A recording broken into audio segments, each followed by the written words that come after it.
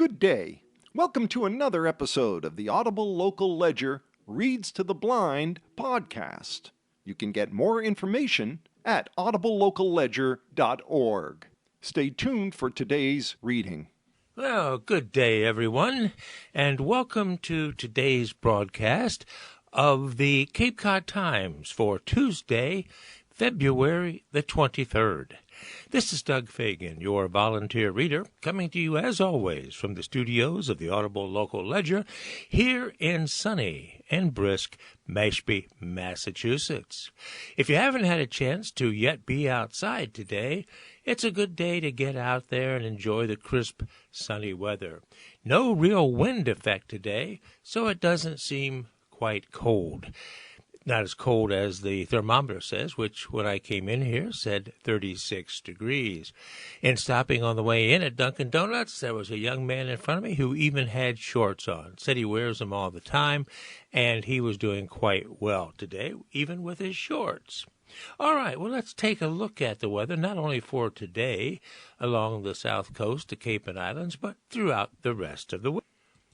Today here on the South Shore and the Cape, we're going to have a high of 42 degrees today. As I say, it's sunny now this morning. However, we're going to get some rain and sleet in the afternoon, and depending on what kind of a temperature drop we have, if any, we could have some icy conditions. So if you or your loved one or friends are driving around this afternoon, be careful because the afternoon forecast doesn't look that great.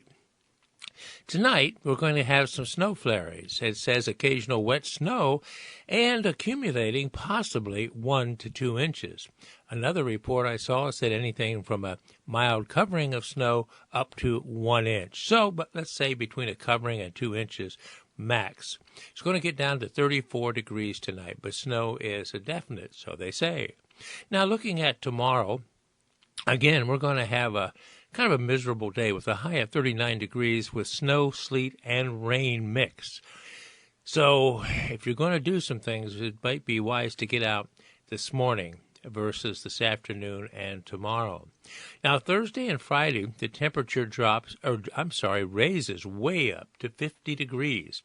Thursday, a high of 50, cloudy and not as cool, with some afternoon rain and a low of only 44 degrees overnight.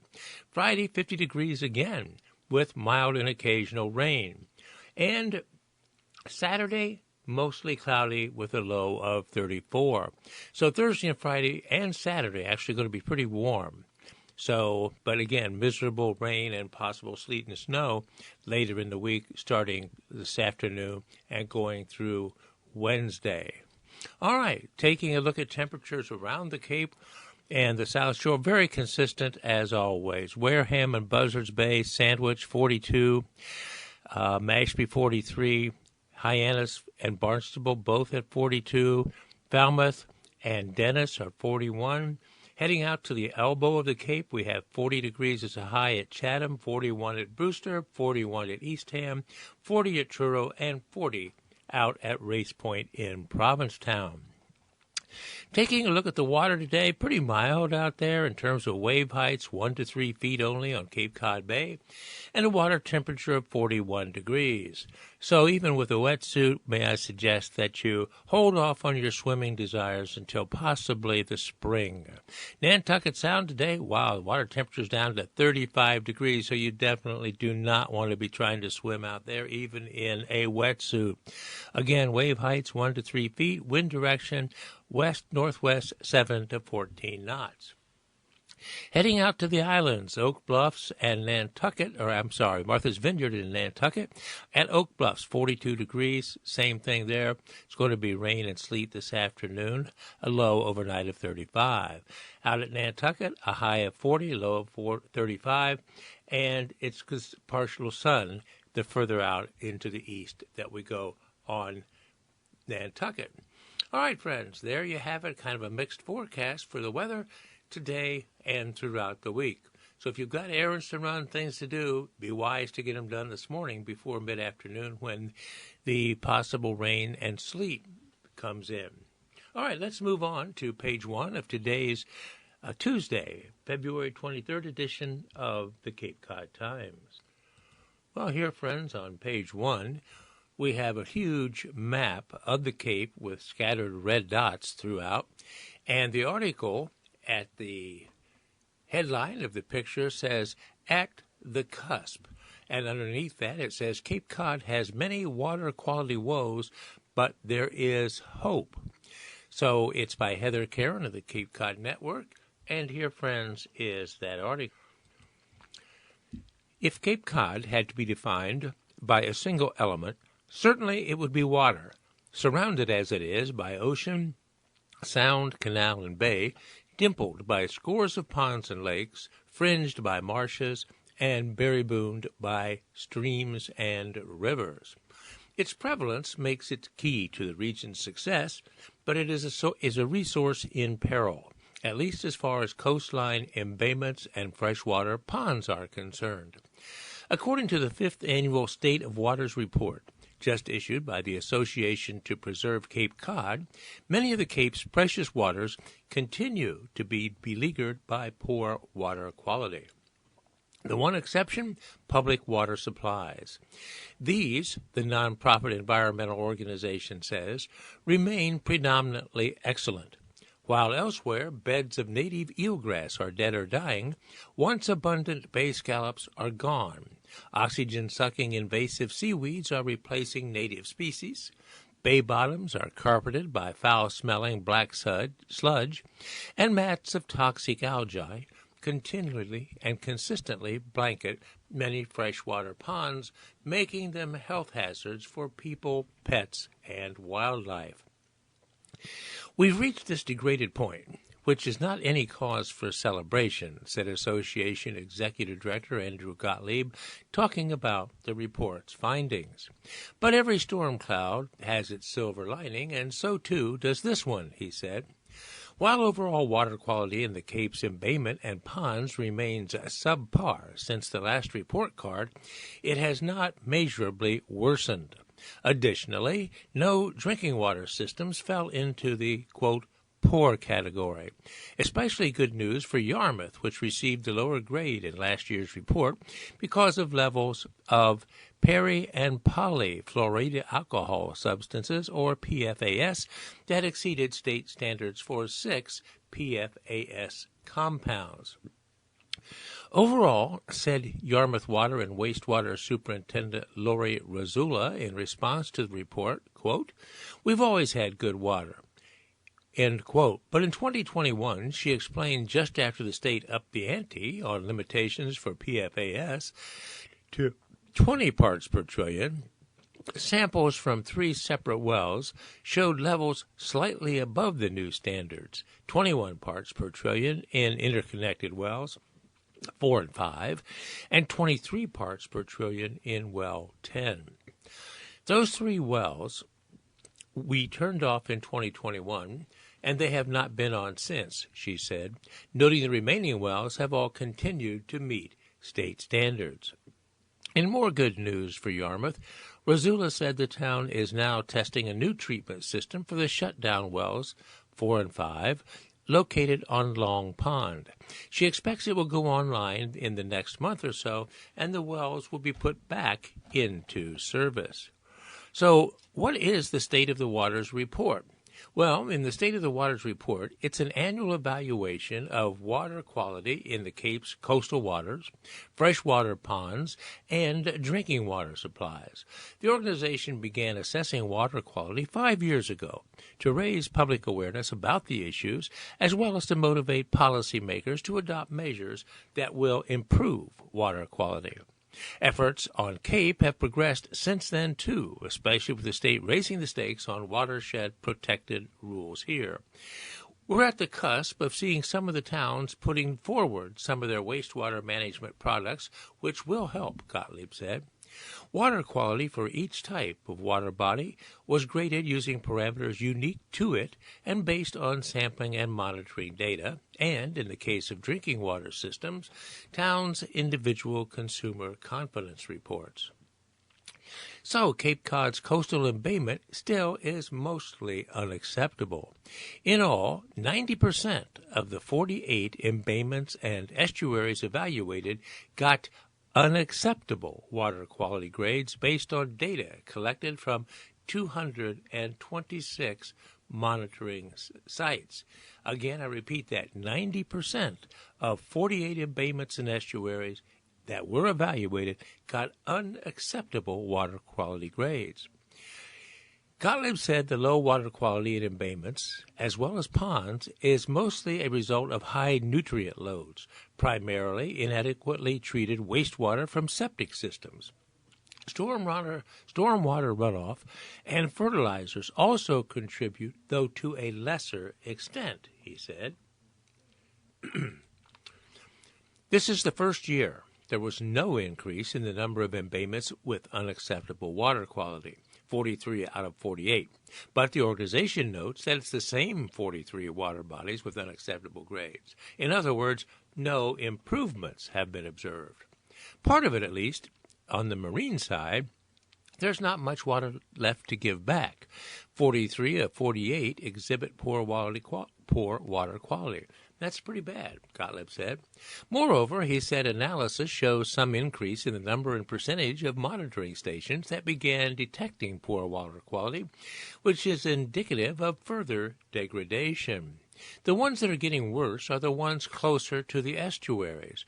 There's so much bad coming down from the headwaters, it is all encroaching further down, he said, explaining this suggests that tidal flushing, which may have been enough in previous years to clear some of the loads out and into the ocean, is not now working as well.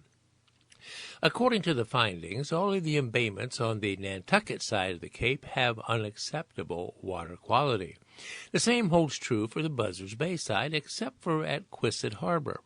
Cape Cod Bay still has the most embayments with acceptable water quality, which is 4. So the study highlights the shortage of pond water quality data. Like the embayments and estuaries, the number of evaluated ponds with low water quality grades remained somewhat stable from the previous year, said Gottlieb. Some of the evaluated ponds, though, are marginal at best. In all, 139 ponds were evaluated based on total phosphorus, chlorophyll, and water clarity measures. The challenge will be with the Cape's ponds is that very few of them have enough water quality data to make it possible to actually grade them. According to the organization, the 139 ponds that had enough data represent just 16% of the Cape's 890 freshwater ponds, indicating there is an ongoing shortage of recent water quality data available for most of the Cape's ponds. More than a third of the ponds that were evaluated got unacceptable water quality grades. Through its Cape Cod Freshwater Initiative, established in 2022, the Cape Cod Commission is working toward a wider evaluation of freshwater resources on Cape with an aim to develop a regional plan to restore and to protect them. On the plus side, however, most drinking water supplies get high marks. So data from 21 public water supplies collected after treatment was evaluated, and 19 of them earned excellent grades for meeting all state and federal drinking water standards. The two that just missed rising to excellence, which were the Buzzards Bay Water District and the Sandwich Water District, were still deemed to have, quote, good, end quote, water quality. According to the report, the good rather than excellent grade is based on detection of total coliform bacteria used as an indicator that harmful enteric bacteria such as E. coli may be present. The organization emphasizes that both suppliers followed up with appropriate response measures and did not detect any E. coli in their respective water supply. In addition to Yarmouth seeing a better assessment over the last report, Otis Air National Guard's water system got a better grade as well. In last year's report, it was given a poor grade because of detection of total coliform and E. coli that required issuance of a boil order. On top of the PFAS, the latest assessment found that 10 of 19 systems with excellent evaluations detected PFAS 6 in some groundwater wells, but they did meet the state standards. The findings, which cover the second year since the regulations took effect, highlight the proliferation of PFAS in water supplies and the need to effectively manage them. According to the Centers for Disease Control and Prevention, PFAS are man-made chemicals that have been used in industry and consumer products since the 1940s. They're found in everything from non-stick cookware, water-repellent clothing, stain and wrinkle-resistant fabrics and carpets, to some cosmetics. Some firefighting foams and products that resist grease and oil are also considered as such. So, spinning it all forward, there is much work ahead to address the Cape's water quality concerns, Gottlieb said, but it's encouraging to see the towns actively pursuing plans to correct problems. The really good evidence of that is the project volume that's going to go to town meetings this spring exceeds $600 million in 8 towns, with 13 various projects, Gottlieb said. Towns and their voters are doing things that we need them to do in order to turn things around, so that's a really positive thing in all of this measured misery. Beyond those measures, it will be important to protect what's left of Cape Cod's undeveloped land to keep from exacerbating things going forward. Only about 14% is undeveloped and unprotected land. It's about 60,000 acres, and about 40,000 of that is critical habitat area, he said. The call, he stressed, is to be aggressive about protecting as much of that critical habitat that's in 14% as possible over the next several years. We're not anti-housing development, but housing in undeveloped green spaces is the wrong place to put density, he said. The latest water report, said Gottlieb, really highlights the need to focus on protecting the landscape while focusing affordable housing on redevelopment and refilling in already disturbed areas. So, friends, that's the report on the water supplies of Cape Cod in the estuaries, the ocean, and the ponds, as well as the drinking water supplies of the various Cape towns. Accompanying that article, as I said, is a picture, and it said this map of Cape Cod shows the status of embayments monitored as part of the Association to Preserve Cape Cod's annual State of the Waters report. And it goes on to explain the various dots, red and blue. So it's a pretty extensive report, and I'm sure more detail can be found at the Association to Preserve Cape Cod's website.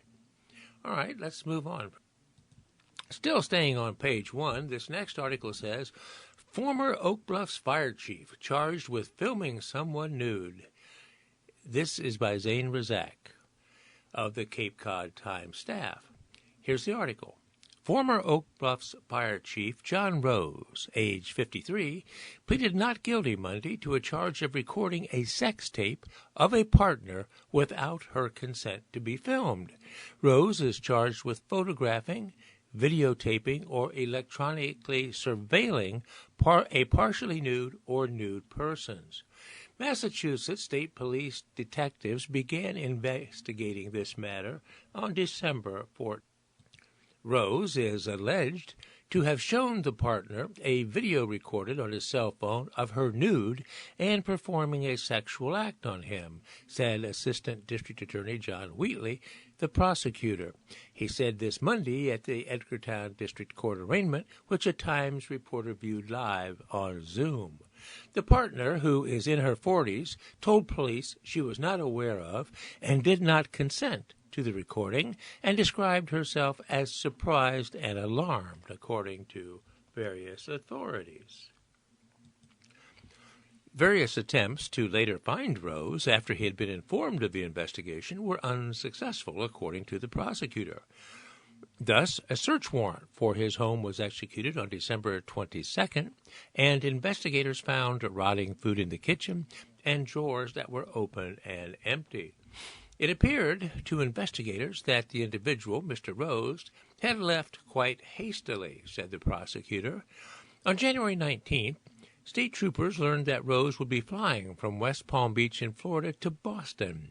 The following morning, an arrest warrant was granted, and he was eventually placed under arrest at Boston Logan International Airport without incident. Mark Militis, a defense attorney for Rose, said there had not been any process issued against his client as of last Friday. He was certainly willing and able to be present. He was returning to the jurisdiction. He's a lifetime public servant. He owns businesses and owns a home, said Militis, adding, I don't think there's any reason to be concerned about his appearance. Militis also said that the complaints in question were made from 2020 that were first complained about in December. Rose is next expected in court on March 25th for a pretrial hearing. He did post $10,000 cash bail later and was ordered to wear a GPS tracking device. So what is John Rose's history on Martha's Vineyard? Well, Rose was the fire chief of Oak Bluffs beginning in 2013 until he resigned in 2020 amid an FBI inquiry into ambulance finances and sexual harassment allegations, according to the Vineyard Gazette. He was suspended from his job as a firefighter at the West Tisbury Fire Department in mid-December after a court granted a man a harassment prevention order against the former chief, the newspaper also reported. The Massachusetts State Ethics Commission investigated in 2014 whether the former fire chief had violated conflict of interest law by hiring and supervising his brother, two sisters, and a daughter from 2019 to 2013 when he was the ambulance chief. The commission resolved the matter by issuing a public education letter after agreeing with him to not hold a formal proceeding.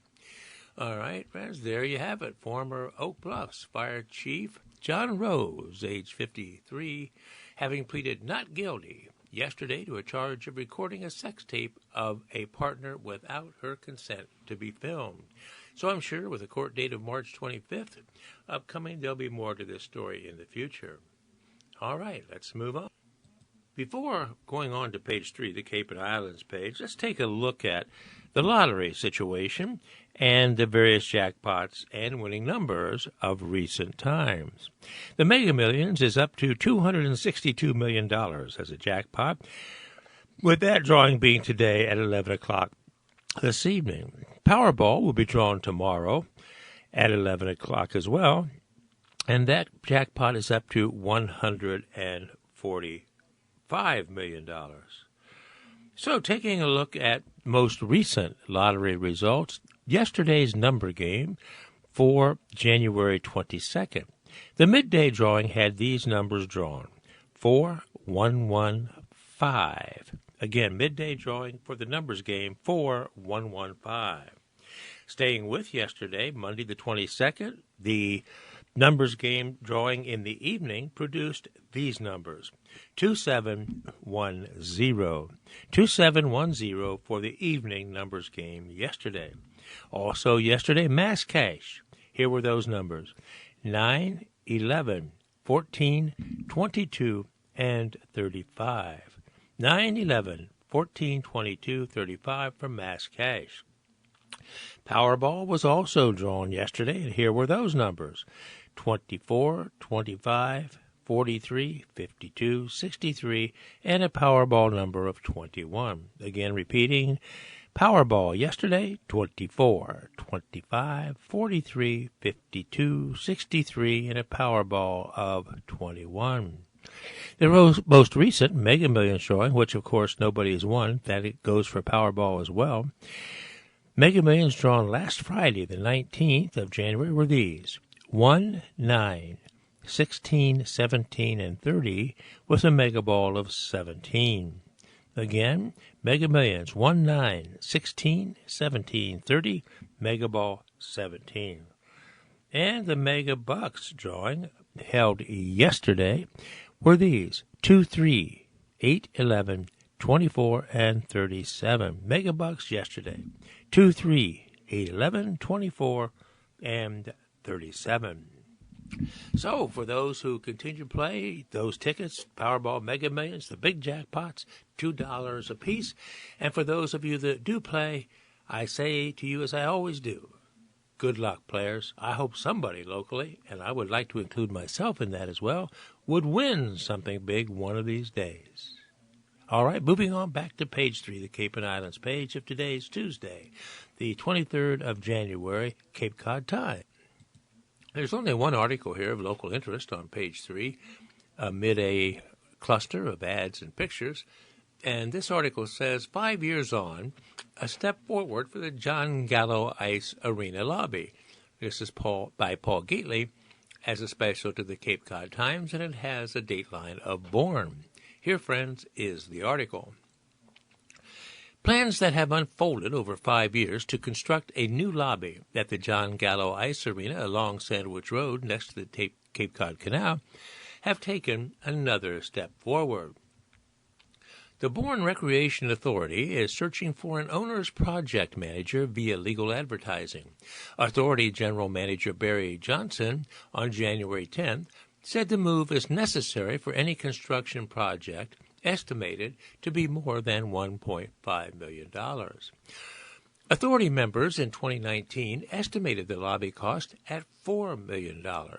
They'll assist in the selecting and act as the go-between of the authority and the firm hired to design the project, Johnson said, of the owner's project manager. Do specifications, review the construction responses, do construction administration, and final project closeout will be the responsibility of the new hiree.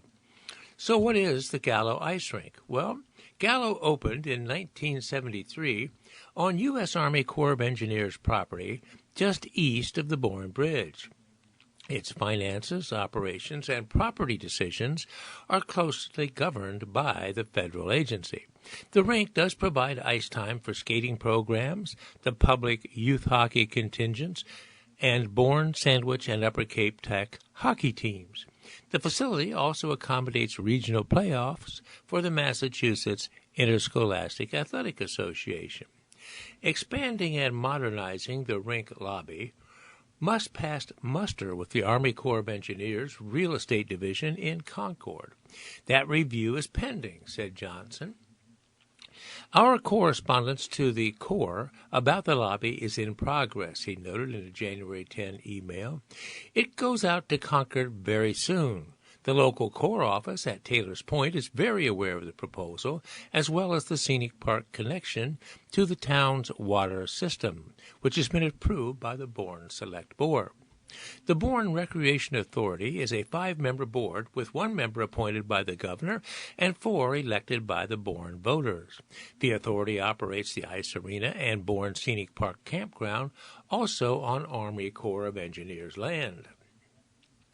The pending message to the Corps will address the lobby and sewer connection proposals, said Johnson. He also said lobby construction is a still future goal, assuming financing becomes available. Naming rights for a lobby were considered by the authority as a way to raise funds for the proposal at the suggestion of Facilities Director Robert Karate and supported by authority member Greg Polino, but the idea was unsuccessful.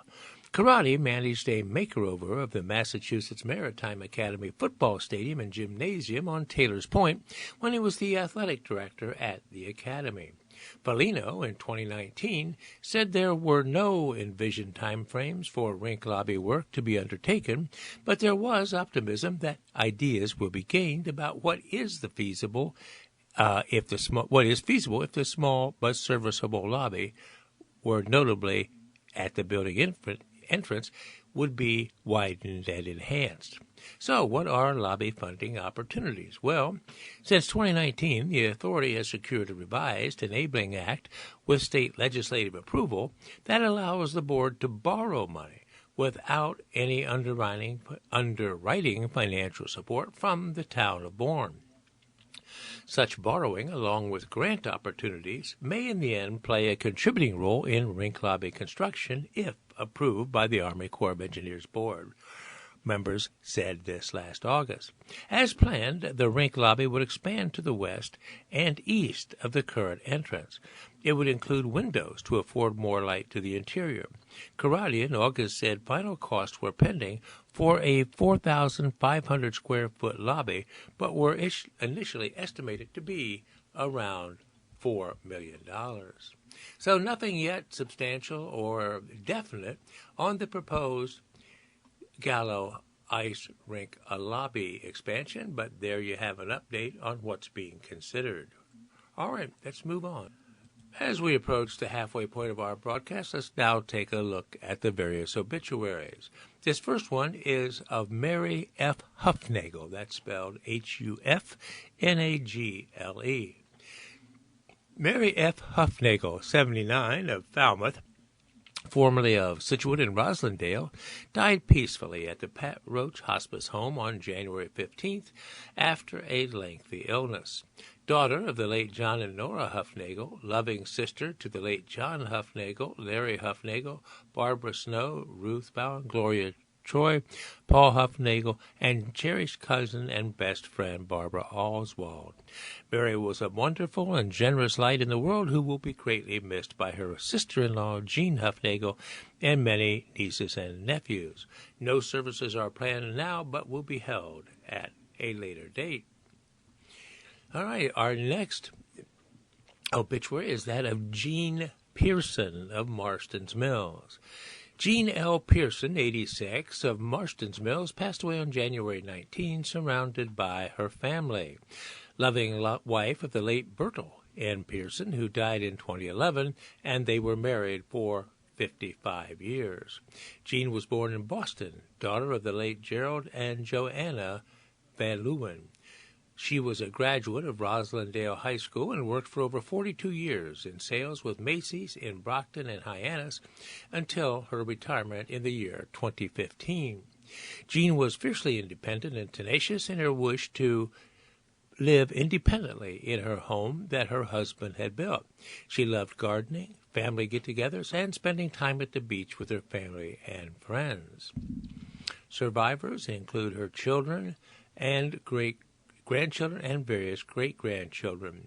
Visiting hours will be on Thursday, the 25th of January, from 1 to 2:30 p.m.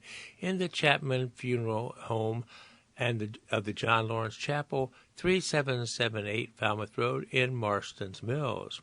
A service will follow at 2:30 p.m. in the funeral home, and burial will be at a later date. Memorial contributions in Jean Pearson's name may be made to the MSPCA, 1577 Falmouth Road in Centerville. All right, that was the obituary of Jean Pearson of Marston's Mills. Next is that of William Christopher Long. William Christopher Long, also known as Grampy Long, died peacefully at JML Skilled Nursing Facility in Falmouth on January 19th. He was 97 years of age. He was born on January 1927 in Natick to Martin and Mary Long, and spent his younger years in Hopkinton. I apologize for the hesitation there, but I just noticed that he was born on January 19th and died on January 19th. Quite unusual. He was a resident of Holliston and Hopedale for many years before settling in Falmouth in 2012. He was the husband of Grace Long for 43 years until her passing in 1995. Bill was a veteran of the United States Air Force, having served 5 years. His professional career was in the retail grocery business. He worked many years at First National Supermarket stores and concluded his career with Roach Brothers Supermarkets before retiring in 2012. What made Bill the happiest was time spent with his family, from his siblings to his wife and children, his grandchildren, his great and great-great-grandchildren, and his extended family members. That time spent was always his happiest time. Bill was a quiet and gentle man. He carried a quick, dry wit that was always followed by a sly smile and a laugh. He rarely had a bad word to say about anyone or anything. except Carl Yastrzemski, who was never going to be Ted Williams, so he said. Over the years, Bill introduced us to so many great times and memories that do live on. Summers on Cape Cod, beginning with Sagamore Beach, Chinese food, pizza from Marconi's, our love-hate relationship with the Red Sox, and the Christmas lights on Ashland Street and his scratch tickets and cigars. Can't forget those. Bill is survived by children, William Long and his wife, Mara Long, and James Mitchell, and her husband, Bob, Joseph Fish and his wife, Kit, and son-in-law, Ronald White, sister-in-law, Sybil Long, and sister-in-law, Jean McGuire. Bill leaves 16 grandchildren, 24 great-grandchildren, 1 great-great-grandchild, and many nieces and nephews. Bill was predeceased by his wife, Grace, daughter Mary Ellen White, son Peter Fish, brothers Gerald and Martin Long, Francis Long and John Long, and his sister Mary Teague. Visitation will take place on Sunday, the 28th of January, from 11 a.m. to 1:30 p.m. at Chapman Funerals and Cremations, 584 West Falmouth Highway in West Falmouth, with a funeral service at 1:30 p.m. Burial will be private. Bill's family would like to thank the staff at JML for their kindness and compassion towards Bill during his time there. All right, friends, there you have it. Those are our various obituaries for today. All right, moving to a little bit lighter side of the newspaper today, let's take a look at the Ask Carolyn column, where writers write to Carolyn for her advice regarding their various dilemmas or personal life situations. Sometimes this can be fun, sometimes informative, other times quite confusing. So let's see what today's article brings. And here is the first letter. Dear Carolyn, ever since we got married 3 years ago, my husband, Jim, and I have had money problems. Between our rent and student loans, we don't have a lot of extra money, but Jim would waste it on the dumbest things, like paying extra to have a video game express shipped to our house when, if he waited 2 days, he could pick it up at a local store, or, for example, buying a power tool he doesn't even know how to use. I was going to leave him, so he had finally agreed to financial counseling. The first step was that he cannot have access to any credit cards or the bank accounts, and I can only give him a certain amount of cash each morning. So now I have to pay all the bills, even put gas in his car, and ask at the end of each week what he spent his allowance on. Wow, sounds like a great life for Jim.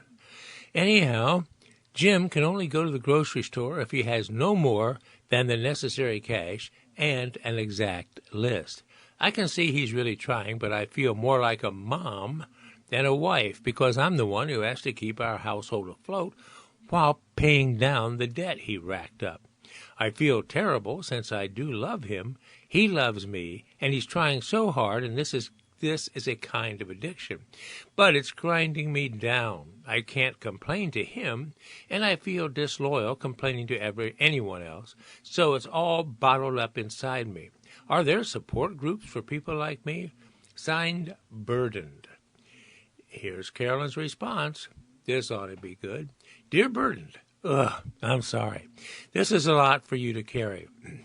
I'm concerned, though, that the, quote, addiction, end quote, part of it isn't being addressed. You're all just locking up the drugs. What emotional hole is he trying to fill with all of his spending, and is he working on that? I know you've said money's tight, but therapy solo for each of you could find help. Find lower-cost options here. It's also not disloyal to confide in others about your marriage. Complete embargoes on marital information are part of what trap people in abusive situations. Be sensitive and discreet and choose someone outside your immediate circle who agrees to keep your confidences and serve as your safe place to air various complicated feelings that you may have. And don't shield him from numbers. Include your husband in bill-paying sessions. No password access should be given, however, so he sees where it all goes. Set up a spreadsheet to record the progress toward debt freedom. Last thing, now's a great time for him to run a non-financial part of your household that he's good at. For example, meal preparation, various chores, managing the calendar, or whatever. Cut into that parent-child energy by shifting some power to his side of the ledger, if feasible under the circumstances. Wow, there you have it. He not only has his spending completely monitored, he gets an allowance, and he can now do the dishes, clean the house, manage the calendar, whatever.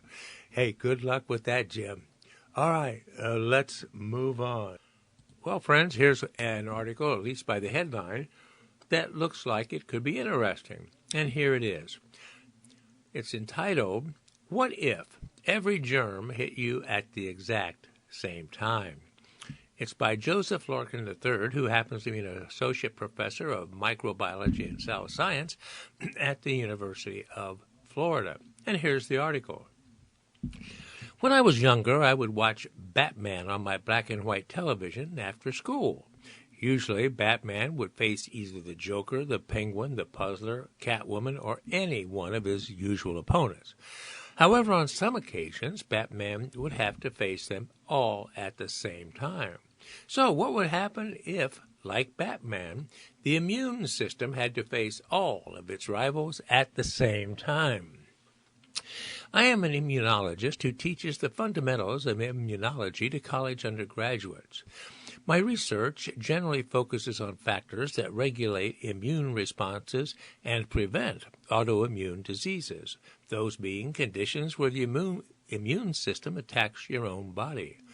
As a scientist studying how we build immunity against pathogens such as the virus that causes COVID-19, understanding how the immune system combats multiple threats at the same time is immensely important to me. There's no reason why you can't come down with strep throat at the same time as when you have a cold. In fact, sometimes fighting off one enemy can leave a hole in your defenses that another opportunistic pathogen can take advantage of. Bam! Understanding the rivals. Well, the first point to consider is that your immune system protects you from. What is that it protects you from? Well, the potential bad guys include cancer cells and dangerous microorganisms, including bacteria, viruses, fungi, and more that cause infections. The immune system must also be careful not to damage healthy cells and beneficial microorganisms that live on and inside you. You interact with thousands of microorganisms with every breath of air you take. Is the immune system facing off against all of them? Well, sort of. It takes a tremendous amount of energy to fight a battle once a rival gains a foothold within your blood or tissues. So your immune system works to prevent it from getting in the body in the first place. Your skin, snot, saliva, and tears form a critical first line of defense. That is why burn victims who lose too much skin often die from overwhelming infection. Their defensive barriers are too compromised, and pathogens then pour in. The immune system greatly prefers catching a microbe in snot and blowing it out of your nose, or giving you time to wash it off the skin of your hands, over having to wage a cellular war. Gathering an army of immune cells to fight pathogens takes a lot of energy and makes you feel awful. For example, the immune system increases your body temperature to make it uncomfortable as a place for microorganisms to live and grow. But that fever can also make you want to lie down for days. Boom! Where are the weaknesses? Well, when Batman faced multiple opponents, he would find a weakness shared by all of the opponents and target it to foil their plans.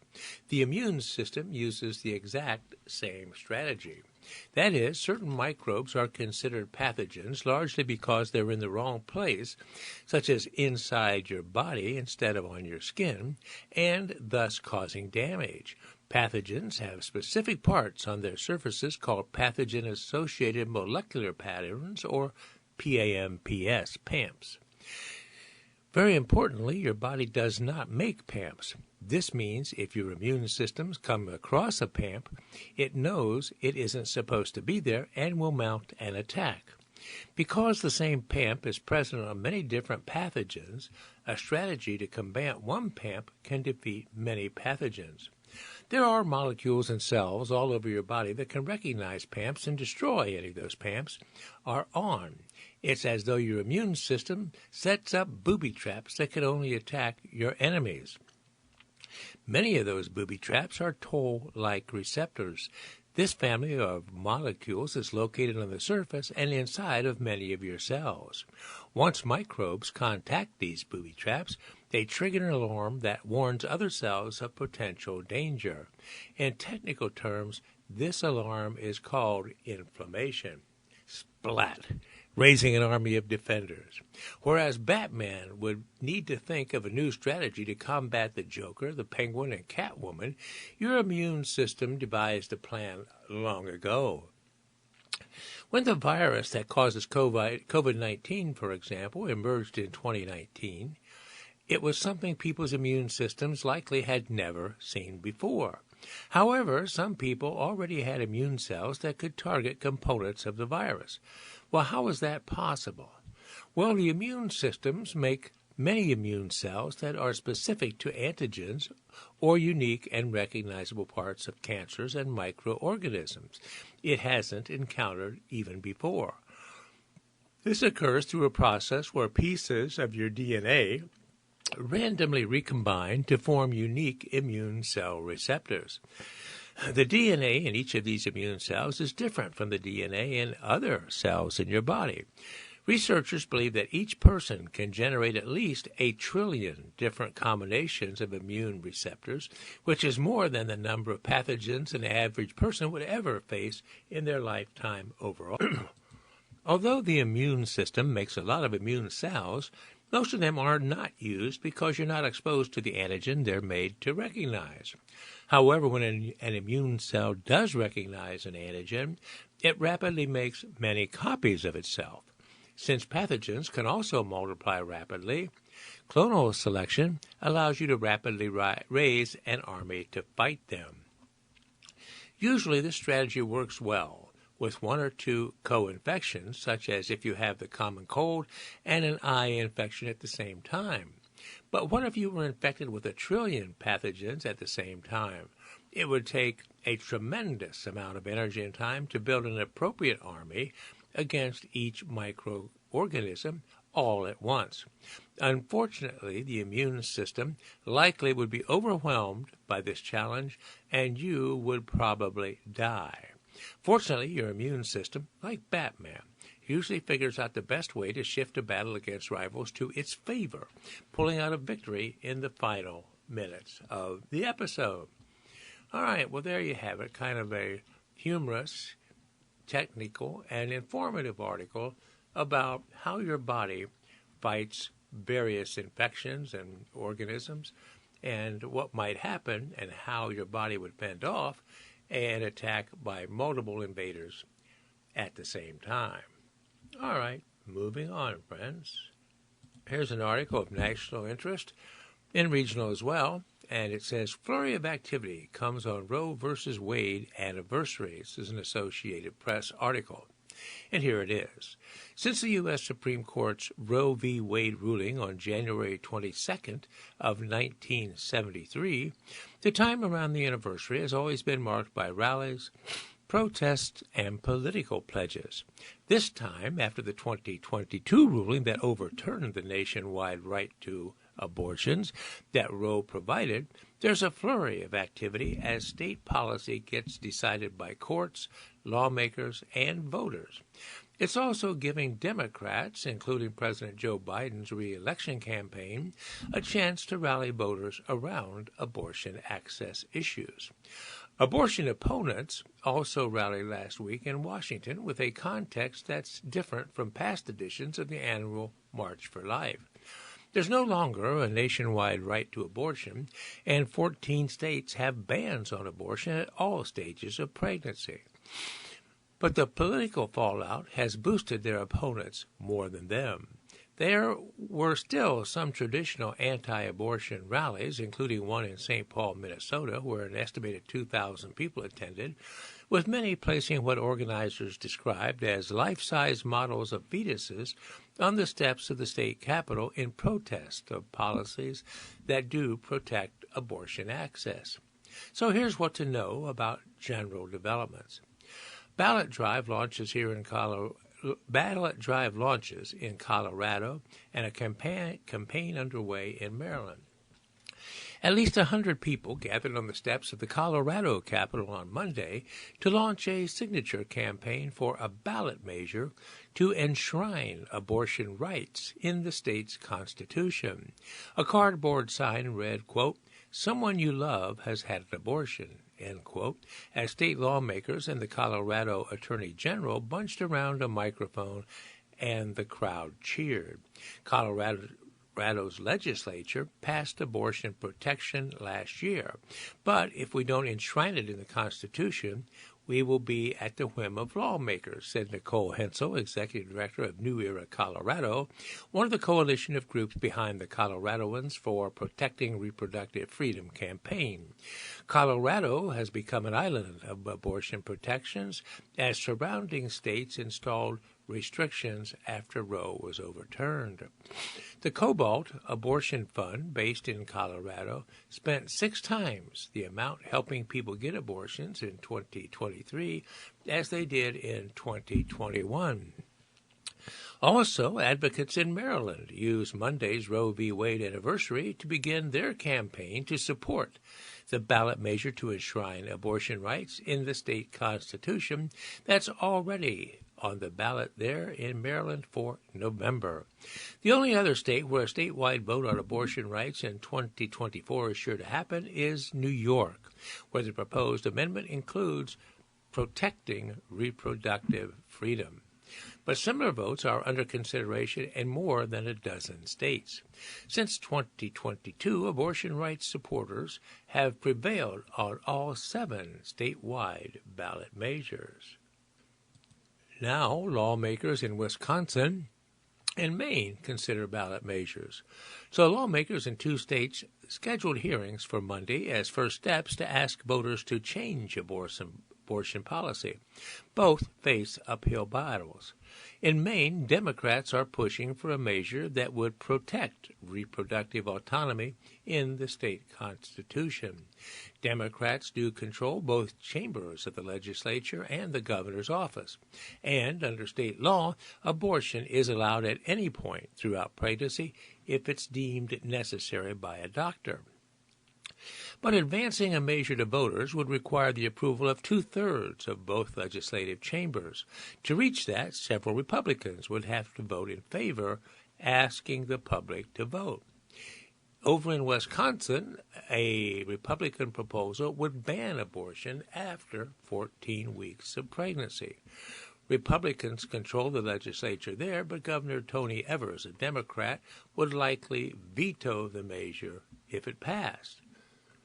Currently, abortion is available in Wisconsin until fetal viability, but there's litigation over whether an 1849 law that conservatives interpreted as banning abortion should apply.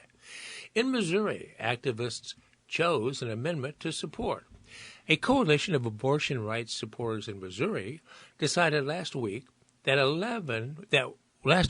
of 11 amendment proposals to support. They went with the one that would allow lawmakers to restrict abortion access only after viability, generally considered to be around 23 or 24 weeks of gestation age, when a fetus might survive outside the uterus. The decision from groups including the state ACLU chapter and Planned Parenthood chapters is one solution to a debate advocates have been having on whether to support measures that allow some abortion restrictions. The Missouri measure would allow abortion later in pregnancy to protect the life and physical and mental health of the woman. Some moderate Republicans are pushing a competing amendment which would allow abortion up to 12 weeks in most cases, and between then and viability only in pregnancies resulting from rape or incest or in medical emergencies. Under Missouri law, abortion is banned at all stages of pregnancy, with an exception to protect the life of the woman, but not in cases of rape or incest. So the Biden administration sides with an Oklahoma hospital. In a decision made in October but not revealed publicly until this week, the U.S. Department of Health and Human Services found that an Oklahoma hospital did not violate federal law when doctors told a woman with a non-viable pregnancy to wait in a parking lot until her condition declined enough for her to qualify for an abortion under the state's strict ban. The ruling was the latest in what's emerged as a major legal question, as most Republican-controlled states have imposed abortion bans. So when do exceptions apply? In other situations, the same federal agency has maintained that hospitals would violate federal law by turning away women seeking an abortion amid medical emergencies. Pending lawsuits from women who assert they were wrongly denied an abortion address the issue. Even as the Biden administration ruled in favor of the hospital in the Oklahoma case, it's planning to help people file complaints under the law that's intended to ensure emergency health care access in such situations. Okay, there you have it, friends. Continuing debate over the abortion issue, which obviously will be a major issue come November during the elections. All right, friends, one final brief article to end today's broadcast. It says Mexico wants to probe into U.S. weapons used by drug cartels. This has a dateline of Mexico City. Mexico wants an urgent investigation into how U.S. military-grade weapons are increasingly being found in the hands of Mexican drug cartels, Mexico's top diplomat said Monday. Mexico's army is finding belt-fed machine guns, rocket launchers, and grenades that are not sold for civilian use in the United States. The Mexican Defense Department has warned the United States about weapons entering Mexico that are for the exclusive use of the U.S. Army. Foreign Relations Secretary Alicia Bárcena said, "It's very urgent that an investigation into this be done." The Mexican Army said in June that it had seized 221 fully automatic machine guns, 56 grenade launchers, and a dozen rocket launchers from drug cartels since late 2018. The military-grade U.S. weaponry, which cartels have bragged about and openly displayed on social media, poses a special challenge for Mexico's army, which, along with police and the National Guard, already faces cartels operating homemade armored vehicles and bomb-dropping drones. In June, Defense Secretary Luis Crescencio Sandoval said 5 rocket launchers had been found in the possession of the Jalisco New Generation cartel. 4 were seized from the rival Sinaloa cartel and 3 more seized from other cartels. Sandoval did not specifically say the weapons were from the U.S. military stockpiles. Ken Salazar, the U.S. ambassador to Mexico, confirmed Monday that Mexican officials had brought up the issue at meetings last week, and while he had not been aware of the problem, he pledged the United States would look further into it. All right, friends, there you have it. That brings us to the completion of today's reading of the various articles from the Tuesday, January 23rd edition of the Cape Cod Times. This is Doug Fagan, your volunteer reader, bidding you goodbye and wishing you a healthy and happy week. It's been my pleasure reading for you today, and I look forward to doing the same next week. Have a great day, friends. So long for now.